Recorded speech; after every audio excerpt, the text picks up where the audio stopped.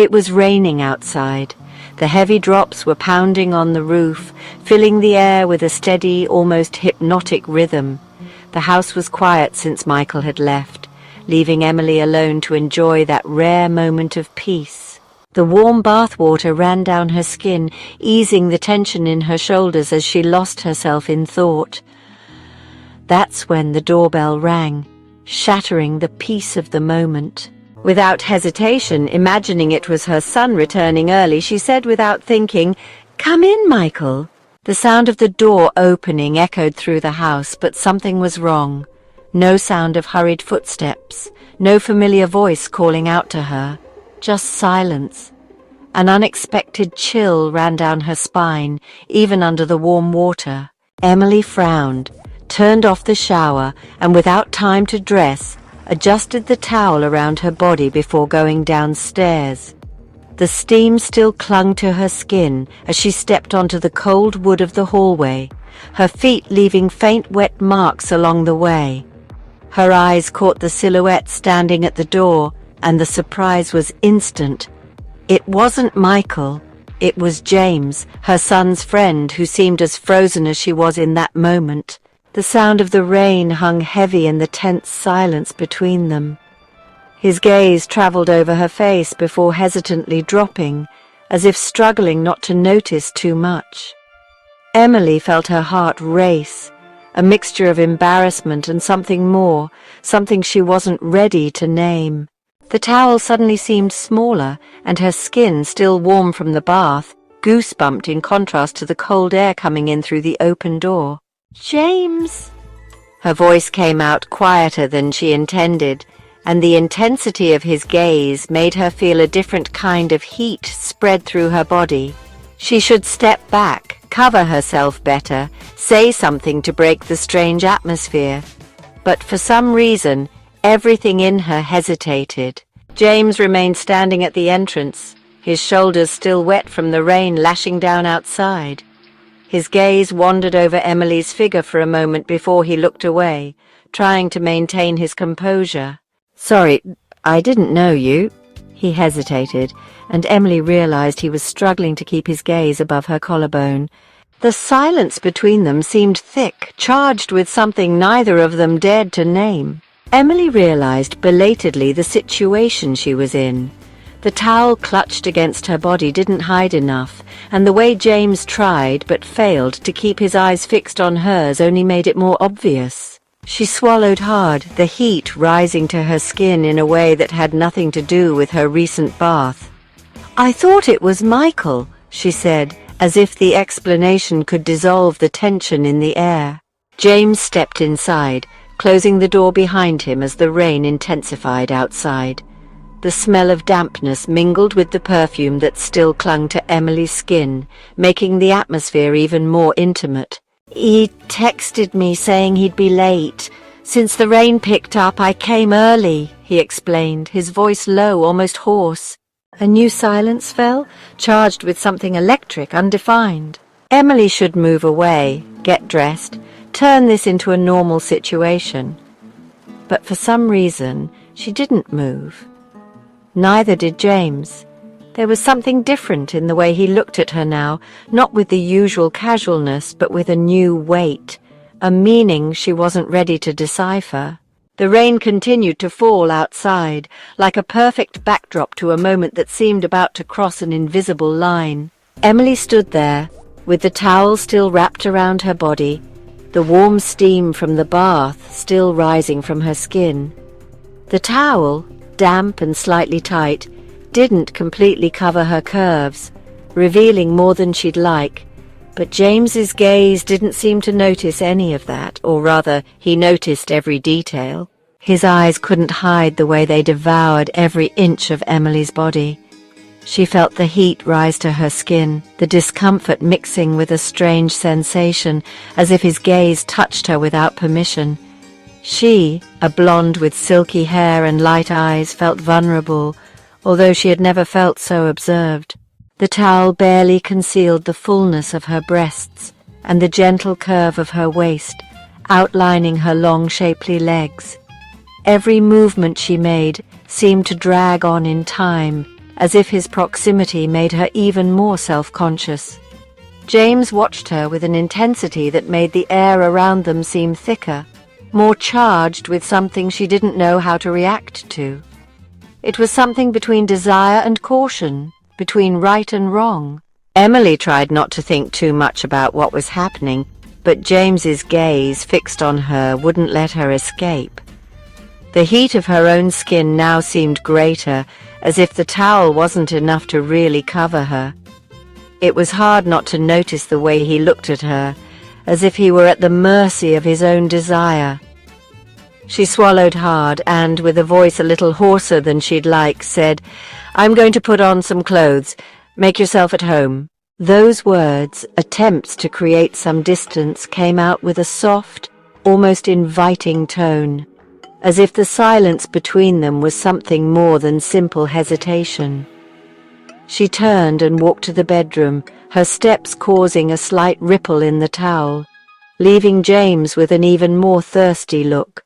Emily thought as she walked, aware of her every movement, of how he watched her with an intensity that unnerved her. She knew it was wrong, he was her son's age, but something inside her began to question. How long had it been since she felt desired like this? Not even from her ex-husband, whom she had been divorced from for years, had she experienced this feeling. It was as if she had been cast aside, forgotten, and now, amidst James's gaze, something within her was awakening. As Emily changed in the bedroom, a whirlwind of emotions formed inside her. Every movement seemed slower, as if the air around her had stopped to watch what was happening. She picked up the light dress made of soft fabric that hugged her curves subtly, yet provocatively. When she put it on, the feel of the fabric against her skin made her feel different. The dress outlined her figure, as if it had been made especially for her, but there was something else in the atmosphere, something that made her question herself. She picked up the lingerie, but as she looked in the mirror, something inside her rebelled. Her fingers hesitated for a moment before placing the piece under her dress. The idea of covering her body even more felt wrong, as if the freedom of not wearing it was a form of expression, a way of feeling more true, more liberated in that moment. The dress already seemed enough, like a declaration that she no longer needed to hide who she truly was. And so, without thinking too much, she put on the dress, leaving the lingerie behind. A simple gesture, but one filled with meaning. She felt a shiver run down her spine as she realized the effect the dress had on her body. The light fabric caressed her curves, while the top fit snugly around her bust. The perfect silhouette the dress formed seemed to reveal more than she had planned. Emily looked at herself in the mirror once more and, before leaving, her mind wandered into a moment of introspection. She wondered what she was doing, feeling torn between social conventions and the desire that had begun to grow within her. As she walked back to the living room, her heart beat faster. The weight of her decision felt even heavier as she approached James. She could sense the tension in the room rising, as if he already knew what she was wearing. No matter how much she tried to convince herself that it made no sense, the attraction she felt was undeniable. And at that moment, Emily no longer knew if she wanted to resist. When Emily entered the room, James's reaction was almost visceral. His gaze, locked onto her, was so intense it seemed like his jaw would drop. She approached with a calmness that contrasted with the tension in the air, and without saying a word, offered him tea, trying to divert attention from the palpable energy between them. As she prepared the drink, she observed James's reflection in the window. He was so focused on her, his eyes burning with desire, that she could almost feel the heat of his presence. Seeing him, as if on the verge of jumping on her, only intensified the desire she herself was beginning to feel. That look, undeniable and filled with intention, made Emily feel powerful, as if she were in control of the situation, even without intending to go that far. She didn't want more than to tease, to leave James with the feeling of unattainable desire, something she hadn't felt in a long time. It was exciting, and she relished it. The feeling of being desired so intensely, with no commitments, just as a silent game, was awakening something inside her, something she no longer knew existed. As she carried the cup to the table, Emily noticed that James was trying to maintain his composure, but his posture was evident. His legs crossed almost excessively, as if trying to hide something that was impossible to conceal. A small smile formed on her lips as she noticed his effort to control himself. She knew exactly what was happening, and instead of diminishing the desire, it only made it grow stronger. He could no longer hide what he was feeling, and somehow that made her even more excited. Emily sat down with the tea in hand, watching him for a moment. The tension in the room was becoming almost tangible, and she knew she was playing a dangerous game. But at the same time, the sensation of being desired in that way, of being the center of James's attention, was something she didn't want to give up. No matter how much she tried to remain rational, the attraction forming between them now seemed inevitable. What had started as a lighthearted tease, a silent provocation, was now growing, taking shape. James stood up, and with a simple excuse to go to the bathroom, Emily couldn't help but notice, in a quick glance, the bulge he couldn't hide. It was impossible to ignore. That small gesture, that detail, seemed to heighten the tension in the air. He walked away towards the bathroom, and as she watched him go, a strange sensation took hold of Emily. She felt a growing heat, but at the same time, an inner voice warned her that this was wrong, that she was letting herself be drawn into something she shouldn't. A whirlwind of emotions took over her, and for a moment, she was paralyzed. The desire, his gaze, the chemistry between them, it all seemed to be crossing the line of what was acceptable. This can't happen, she thought, yet she couldn't deny the impulse that pulled her in, the curiosity, the feeling of being desired again. The weight of her own thoughts made her act. She needed to step away, clear her mind, avoid what was beginning to form between them. Unsure of what to do, Emily stood up, her heart racing, wanting to regain control of the situation. She needed to clear her thoughts, put an end to this turmoil. She decided to go to her room to change into something simple, something that would make her feel more centered. But as she passed by the bathroom, a sensation made her hesitate, and her eyes briefly turned toward the open door.